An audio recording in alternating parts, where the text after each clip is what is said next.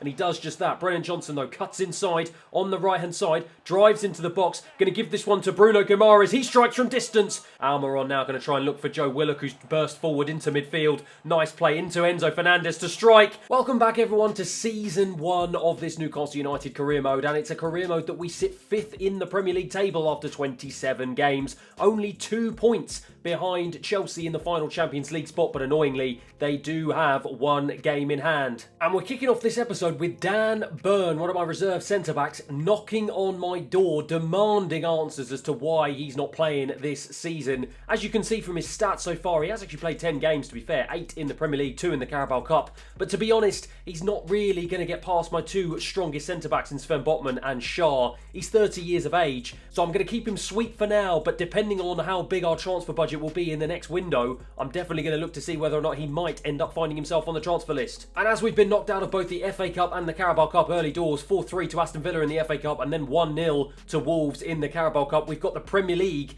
as the only real thing we are now playing for, and we are playing for something very special. If we can perform well in these final games so far this season, we can hopefully secure a European spot and perhaps even a Champions League spot as well. So it's enough of the talking and it's full steam ahead for our very first game of the episode against Leicester City. Frustratingly though, it is a 1-1 draw to kick this episode off. Saint-Maximin with a goal in the 67th minute, but Jamie Vardy of all people striking for Leicester in the 78th minute to secure a 1-1 draw, and annoyingly it's 2 points dropped. However, this episode has taken a horrendous turn. You can see there the player that I really didn't want an injury sign next to has got it. Alexander Isak has suffered a broken metatarsal and he will now be out for 7 weeks, and that is pretty much the entirety of the season. And as we move over to the player chat, you can see Jonathan David already. He's spotted what's going on. He's knocking straight on my door and he's making it clear he is there and ready to take advantage of the situation. And it is so frustrating, just at a time when I really needed him and just at a time when he was picking up form. 14 goals in 27 appearances and most of those coming in the second half of the season. Alexander Isak gets a massive injury, but it is time for this man, the January transfer window signing, to come in and prove why we decided to bring him to the tomb. And I tell you what, Jonathan David may not have proved it this game, but Brennan Johnson and Elise both did. Both of them getting on the score sheet twice. Brennan Johnson getting 2 in the 30th and 60th minute, Elise in the 45th and 88th minute to give us a resounding 4-0 win against Leeds United, and we are back to winning ways. But he does get on the score sheet this time. It's his first goal for the club. Jonathan Davis striking in the 30th minute to help us with a 2-1 win against Fulham. Pobega in the 72nd minute getting the second. And again, it's another 3 points in the bag as we march towards European football. But here is where things start to get a little bit more tricky. As you can see, we are off to Old Trafford for what is going to be an incredibly tough tie against a Manchester United team that are flying high in the Premier League this season. And here is the starting 11 that we're going to be playing against United. 4-3-3,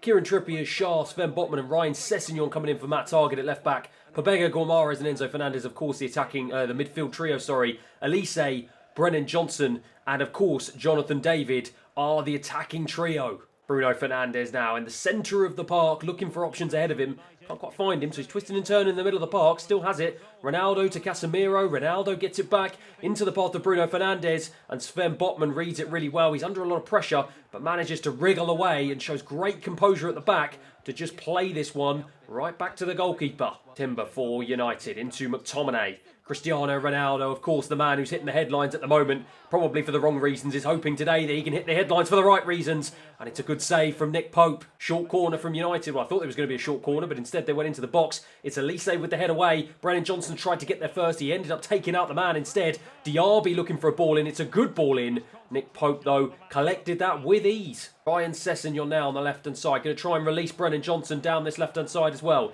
And he does just that. Brennan Johnson, though, cuts inside on the right-hand side. Drives into the box. Going to give this one to Bruno Guimaraes. He strikes from distance. And it's a big save from David De Gea. Kieran Trippier is going to take the resulting corner. And he whips this one right into the penalty spot. Tried to get his head on it. Brennan Johnson did. But Enzo Fernandez is able to pick it back up. Kieran Trippier is going to go for a second bite of the cherry. Whips a lovely ball in. Pobega tried to get his head on it. And De Gea was able just about to come out and collect. Punts that out to Ryan Sessegnon on the left-hand side. Going to try and look for a ball through to Brennan Johnson. It's a lovely ball through. Can he play it through to Jonathan David? He can. but he couldn't get on the end of it. Bruno Fernandes with this corner whips it in. Can we get ahead on it? No, we can't. It's Sessegnon off the line. Fortunately, United looking the more likely to score in this half. It's Yuri, picks it up on the left-hand side, gives it to Ronaldo, into Casemiro. He's trying to shield it from Bruno Guimaraes. Bruno Guimaraes, great defending from him, and I'm just going to try and hack this one away. Anywhere will do. The referee blows for half-time. Tomine picks this one up for United. Early doors inside this second half. Timber now picks it up.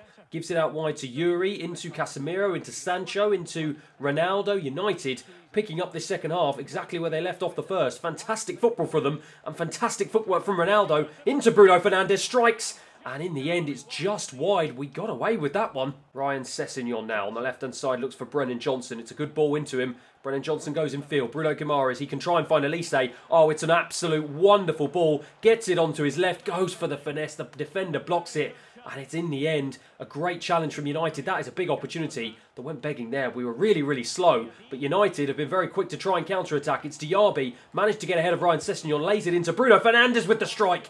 And it's a fantastic save from Nick Pope. Varane now for United. Plays it into Bruno Fernandes. He finds McTominay. It's Ronaldo. United are for sure looking the more likely to score out of the two teams. It's Bruno Fernandes. I think it was Shaw who was trying to hold him up. Diaby into Casemiro. It's good defending from Shaw. Bruno Guimaraes held strong and lays it off, but only into the path of the United player. Casemiro into Fernandes, and Nick Pope forced into another very important stop. Going to be Bruno Fernandes with the corner, and he goes short to Diaby. It's Enzo Fernandez again trying to hold him up. Diaby though picks it up. Nice ball into Jadon Sancho. United playing this around really nice, just on the edge of our box, but Bruno Guimaraes once again reads that really well. It's Jonathan David going to try and lay it into the path of Almiron. We've got a wonderful opportunity to try and counter-attack here. It's the substitute Almiron to try and play it across the box. Oh, it's so poor. Why didn't he take the shot on Varane? Into the path of Pobega to strike, and it's into the back of the net. We made an absolute meal of it, but we finally got very, very lucky, and it fell to Pobega, who made no mistake. Smashed it into an open goal, and we take a 1-0 lead here. You could argue it wasn't very deserved.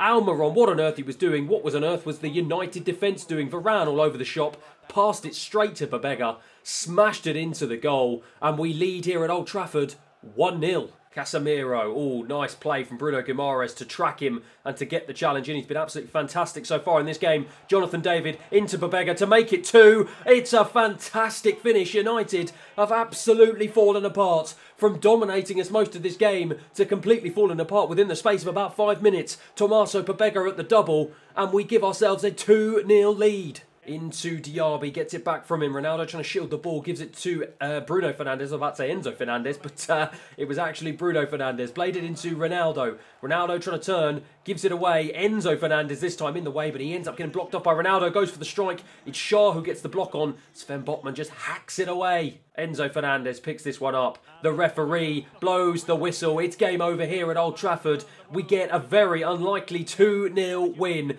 Fantastic performance in the end. United completely fell apart after conceding the first goal, and we take the 3 points all the way back to the Toon. And I tell you what, the good news just keeps on rolling after a brilliant, brilliant win against Newcastle. This is a message you always love to see. Tino Livramento, he's actually knocked on my office door and he's saying that he just wants to repay the faith that I've given him after starting him after the last few games. You know what, son? I'm proud of you. Keep up the good work. And the good results just keep on coming. Wolves always a tricky place to go, but a solid 2-0 win. 2 goals from St. Maximin after putting him back in the starting lineup ahead of Brennan Johnson. And it's another 3 points in the bag. I tell you what, this feels like an absolute miracle of an episode. Alexander Isak was supposed to be out for pretty much the rest of the season. And now, with still 6 games remaining, my medical team have just told me that he's cleared from injury and he is ready to return. And with us now sitting 4th in the Premier League table with a huge game against top place Liverpool coming up, this is the perfect timing for the main man to come back into the squad. 17 minutes in, looks like we've got the first attack of the game, and it will be a corner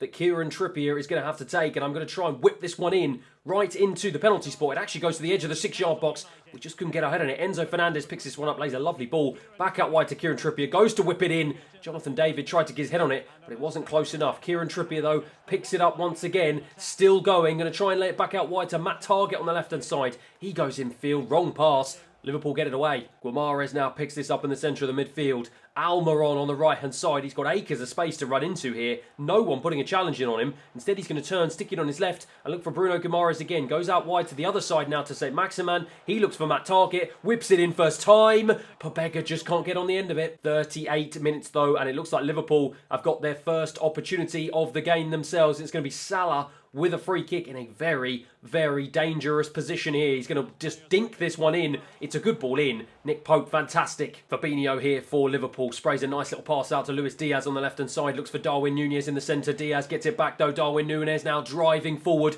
No one putting in a challenge in on him. What on earth is the defence doing? And Darwin Núñez with a fantastic goal to give Liverpool a 1-0 lead here at St James's Park. Henderson into Luis Diaz. Darwin Núñez picks it up again. Why on earth are my defence not doing anything? It's Luis Diaz. That is a sensational goal. We gave Nick Pope no chance whatsoever. My defence wide open. Liverpool completely carving us open for the second time this game. And it's 2-0. 83 minutes in, it remains 2-0. And now Liverpool have another attack here. And it looks like they're going to try and add a third. Darwin Núñez, where on earth are my defence? Sven Botman comes across, fortunately. The referee blows his whistle. It's game over here. And I guess the good times can't last forever. A really, really tough game here against Liverpool. Absolutely carved our defence open on 2 occasions. Made us look foolish. And they made us pay. That is the difference between the teams at the top of the table versus the ones in the chasing pack. It finishes here 2-0 at St James's Park. And that has had a big knock-on effect to our European chances. In spite of that 2-0 loss, though, we do still sit 4th in the table. Frustratingly, though, United are now only 1 point behind us with a game in hand. They win that, obviously, they then go ahead of us. Chelsea, 5 points clear of us. I think with only 5 games remaining, it's going to be a bit of a tough ask to try and catch them. So really, it's now all about damage limitation and trying to fend off the challenge from Manchester United and Spurs. And a 3-2 win against bottom of the table Brentford will do us no harm whatsoever. They made it very difficult for us, and to be fair, they made it very tricky in the last few minutes of the game. But fortunately enough, we've got enough character to try and see it through, and we pick up the 3 points. I tell you what, the character that this team is showing is absolutely fantastic. We go 1-0 down in the 54th minute against Everton, but we come back to win the game. 2 goals in 5 minutes from St Maximin and Jonathan Davis gives us another vital 3 points. It's off to London, though, and more specifically, it's off to the east of London, to the London Stadium, for what is going to be a very, very tricky game against a decent West Ham United team. We've got 3 games remaining in this Premier League season, and bearing in mind we've got Manchester City coming up next, this one in particular is going to be absolutely vital. And of course, I'm sticking with my trusted 4-3-3. Nick Pope in goal, Trippier, Schär, Sven Botman and Matt Targett, the usual back 4 returning. Pobega, Guimaraes and Enzo Fernandez have all cemented themselves as my midfield trio. Almiron, St Maximin and Jonathan David, the attacking 3 up front. And it looks like we've had to wait for the 38th minute to try and see if we can fashion our first opportunity of the game. To be completely honest, it doesn't really look like it's much of an opportunity, as West Ham have got pretty much all of their men behind the ball. So it's Almiron who picks it up on the right-hand side, goes in field to Bruno Guimaraes. He looks for St Maximin out wide on the right-hand side, the left-hand side, looks for Jonathan David. Good defending from Aguerd. Oh, this looks like Almiron, 54 minutes in, has got a wonderful opportunity here. He's going to try and drive into the box. I don't think he's got the pace to try and hang with the defender. Tried to play it into Maximin. That was the wrong ball. And unbelievably, that was the last highlight of the game. It finishes here 0-0. I spoke at the beginning of the game about the importance of this one to make sure we get a result, as we've got Manchester City coming up next. And we didn't manage to get the job done. It's 2 points dropped. I said it was going to be a tricky game, and it was. But frustratingly, we had 1 or 2 opportunities to try and score. We didn't take them, and it finishes 0-0 at the London Stadium. So with 2 games remaining, that leaves us 1 point now behind Manchester United, who've managed to claw their way above us into that precious 4th spot. Spurs now actually have a game in hand as well, but they sit 4 points behind us, so that'll leave them on 69 if they manage to win that. But with Manchester City, a second-placed Manchester City, coming up next, this is the one game that can really, really derail our European chances. So here we go then. This is, without doubt, our most important game of the season so far, and it doesn't get any tougher than Manchester City. The only saving grace, really, is that we're at St James's Park in front of our own fans. And as you can see, look at the crowd. The place is absolutely bouncing. And this is the starting 11 I'm going to be going for. Of course, 4-3-3. Kieran Trippier, Schär, Sven Botman and Ryan Sessegnon coming in at left back. The usual midfield 3 to Pobega, Guimaraes and Enzo Fernandez. Up front, though, you will see a very familiar face, Elise Brennan-Johnson, but Alexander Isak is back for his very first starting game since the injury. It's a huge ask for him to come in such a massive game against Manchester City, but he's been absolutely fantastic in the second half of the season, and I feel now is the right time to give him a go. Ryan Sessegnon down the left-hand side into Brennan Johnson. Brennan Johnson cuts back in field, and he's going to try and look for Pobega. Pobega's going to try and look for Bruno Guimaraes. It's a great ball. He just can't get there. Goes flying. Absolutely sent flying by Edison. Just couldn't get on the end of it. What a start that would have been. But unfortunately, Manchester City just one step ahead of us. Dembele into Erling Haaland now. Ousmane Dembele down the right-hand side. Unbelievable pace to just ghost past Sven Botman. Tried to trap back, but it's good skill. Out wide into an unmarked De Bruyne into Haaland. Oh my word. It's too easy for City. They absolutely carve us apart inside the opening 10 minutes.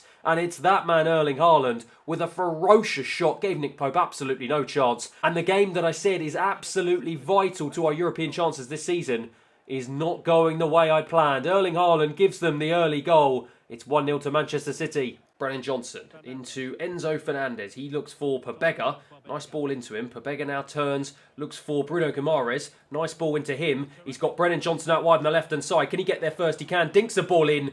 Almost got on the end of that, Enzo Fernandez did, but Edison again, just one step ahead of us. Shah into Kieran Trippier, just about managed to get there ahead of the Manchester City forward, but it's Erling Haaland who now picks it up for them. Lays it off into Phil Foden. Phil Foden driving forward, looking for Erling Haaland. Instead goes back to Bernardo Silva. Erling Haaland, a wonderful feat, and Nick Pope forced into an early save. To be fair to them, City are definitely looking the most likely to score here. They had a corner, it's headed away by Bruno Guimaraes, and it's now Pobega tried to get on the end of it. It's Laporte who gets there first, into Dembele. Rodri now to strike from distance. Sven Botman just about managed to get that one clear. Into the path of Brennan Johnson. Can we now try and escape with the ball? It's Isak. Oh my word, that is a lovely ball into the path of Pobega. He's not got the pace to drive past the defender. Instead it goes out wide to Kieran Trippier. Tries to lay a first time ball in the box. It's not good enough. The man I wanted in the box was all the way outside. Alexander Isak now goes out wide to Ryan Sessegnon, who passes it to Bernardo Silva, and it's cheaply given away. Haaland for City once again. Goes to Dembele on the right-hand side. Plays it back to Haaland. Great play from them. He drives into the box, looking for the ball into Bernardo Silva. And Bernardo Silva smashes it past the goalkeeper. City, in this first half, have been absolutely electric. They've ripped us apart now on two different occasions. This time it's Bernardo Silva who powers past Nick Pope. Gives him no chance. And annoyingly, it's 2-0 here at St James's Park. Goes in feet to Pobega. Nice play from him. Pobega's going to try and go all the way out wide to the left-hand side to Brennan Johnson. It's lovely play. He tried to cut in on his right. Great defending. Sprays a nice pass into Haaland. Dembele now has it on the right-hand side, trying to get past Ryan Sessegnon. Ends up cutting back, goes back in field to Bernardo Silva, who's been the danger man for City so far in this game. It's Dedic now, into Bernardo Silva. Back to Ousmane Dembele. Strikes from distance. Nick Pope forced into a pretty easy stop in the end. Ryan Sessegnon being closed down by Erling Haaland. Shows nice composure to try and turn away from him into Sven Botman. It was a bit of a tricky pass, but Sven Botman just about managed to wiggle his way away from Bernardo Silva, I think it was. Kieran Trippier into the path of Elise. This is wonderful play here. Elise going to try and look for Brennan Johnson on the back post. It's a good ball in. It's an even better head away from Laporte. That is a fantastic defensive header. And now it's Thomas Lemar to try and break away for Manchester City. Into Rodri, into Bernardo Silva. Haaland now has it. Goes back to De Bruyne. And City now just playing this around, making us look foolish. But it's Pobega who picks it up. It's Enzo Fernandez into the path of Brennan Johnson. Brennan Johnson now into the box. Cuts back into his right. Goes for the finesse. It's blocked again. This time from Ruben Diaz. City absolutely solid as a wall back there. We just cannot seem to break them down. Drives in field. Looks for Rodri. Rodri goes forward into Haaland. Nice play from City. Back and forth between De Bruyne and Haaland. Into Acuna, into De Bruyne. Fortunately, we just about managed to crowd them out. Pope goes over to the right-hand side to Kieran Trippier. Nice head down. He's found Almiron. Almiron now going to try and look for Joe Willock, who's burst forward into midfield. Nice play into Enzo Fernandez to strike. And it's a great save from Emerson. It's now going to be Brennan Johnson who picks it up again, but he is offside. Rodri for City. Plays a nice ball out to Thomas Lemar. It's Erling Haaland. Goes back to Thomas Lemar. As I said earlier, they're not content with the 2-0 win. They're looking for a third. It's into Haaland. It's good defending in the end from Shaw. Trying to get it away. Doesn't get it away. It's Thomas Lemar into Haaland. Unfortunately, Nick Pope comes to the rescue. Liveramento with a poor clearance. And in the end, Nick Pope, it's straight at him. He's very fortunate. But the referee blows his whistle. Game over here at St James's Park. I said it was going to be a vital game. It was a vital game, but it's not the result we wanted. It finishes 2-0 City. And I wonder what impact that is going to have to our fight for European football. The fight for European football will go down to the very last game of the season. United 2 points clear of us in 4th place. Spurs obviously unable to win their game in hand. They now sit level on points with us with 70. And as you can see, our next game is against an 18th placed Crystal Palace. A Crystal Palace, though, who do find themselves in the relegation zone, but as you will see, they have a huge amount to fight for. They are only 2 points behind Leeds United, so they need desperately to get a win against us. So it's going to be an absolutely massive tie to finish off this Premier League season. So the final lineup of the season will be 4-3-3. It's the usual back four: Trippier, Schär, Botman and Target. The usual midfield three: Pobega, Guimaraes and Enzo Fernandez. And it's going to be Almiron, Jonathan David and St. Maximin who all get the nod up front. 5 minutes in and it's the first opportunity of the game, and it's a crossing opportunity. But to be fair, it's not really much of a crossing opportunity considering that Palace pretty much have all of their men behind the ball. It's Almiron on the right-hand side, goes in field, looks for Guimaraes. Guimaraes is going to go all the way over to the left-hand side to Matt Target. He's going to whip in a first-time ball. It's a good ball in. Pobega with the head, and it's a fantastic head. And it is a brilliant, brilliant way to kick off this final game of the season. What an unbelievable header that was. Powered it past the goalkeeper, left him with no chance. And now, 15 minutes in, we've got another opportunity here to try and get a second. It's Pobega, the goal scorer, picks it up on the right-hand side into Jonathan David. Jonathan David looks for St. Maximin. It's poor. Pobega picks this one up in central midfield, going to try and lay a ball out wide to Brennan Johnson on the left-hand side. It's a wonderful ball. Brennan Johnson going to check back in onto the right, going to look to go for the finesse. He does go for the finesse. It's a brilliant strike. Good save. 61 minutes in, it is still 1-0. And it is that man, Tommaso Pobega, who picks the ball up once again. He's had a fantastic start to this game, and he dinks the ball right over to Brennan Johnson. Tries to get there first ahead of Mark Gay, sorry. And it's good defending in the end from the Palace defender.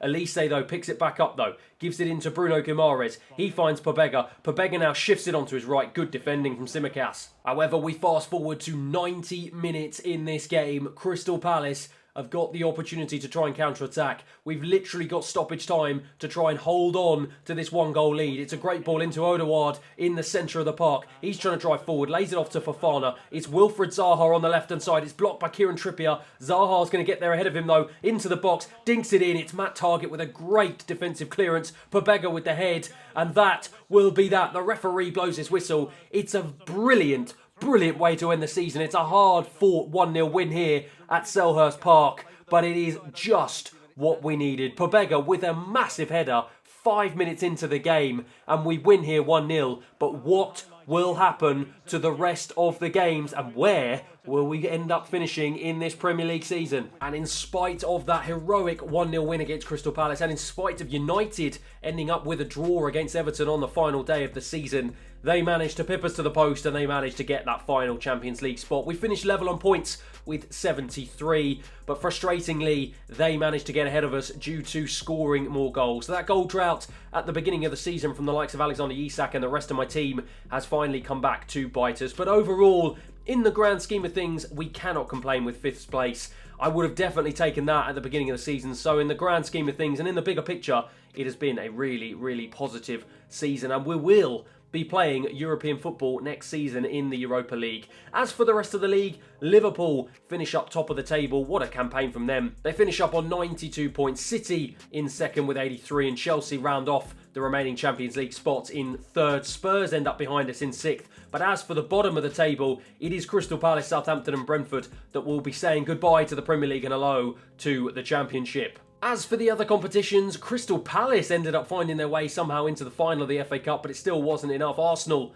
managing to get a 4-3 win on penalties to crown themselves FA Cup winners once again. Liverpool round off a fantastic campaign with a 3-1 win in the Carabao Cup against Manchester City. West Ham will be absolutely delighted with the way they finished this season. A 4-0 win in the final of the Europa Conference League, giving them their first ever Europa Conference League win. And in the Europa League, PSG end up winning the final 3-1 against Feyenoord. What on earth are they doing in the Europa Conference League? A bit of a shocking campaign for them, presumably in the Champions League, but they do manage to finally get their hands on some European silverware, just not the silverware they would have wanted. But speaking of the Champions League, it is Bayern Munich who end up being the winners. They win 4-3 on penalties after a 1-1 draw in the final against Real Madrid. What a brilliant way to finish off the season for them. As for us though, Alexander Isak ends up our top goal scorer this season in spite of his injury. 16 goals overall, 14 of those coming in 28 Premier League appearances.